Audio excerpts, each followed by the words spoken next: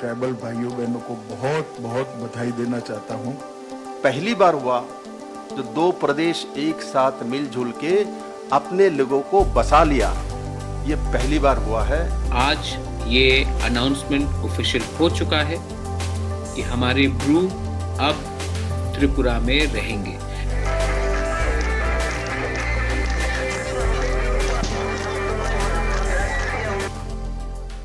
Mizoram refugee Rao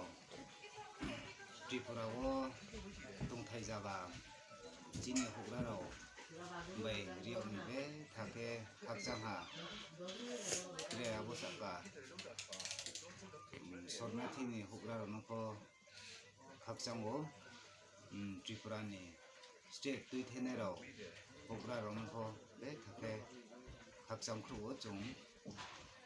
बोनहाचिन हाकजांमो काउथेले आसिनहा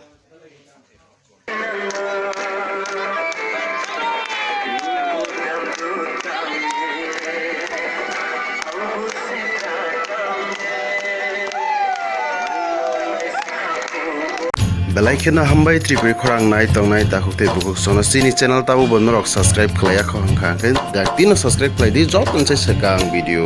नरक नुगना बगै अबनि बगै ता माखने video नि तलाव नरक नुगो याग्रा फाइ सिंग सब्सक्राइब नि सुइजा कसा खलाय अबने क्लिक खलायदि क्लिक खलायमानि लगे लगे न कायसा बेल हाइ खलाय नुगजागानो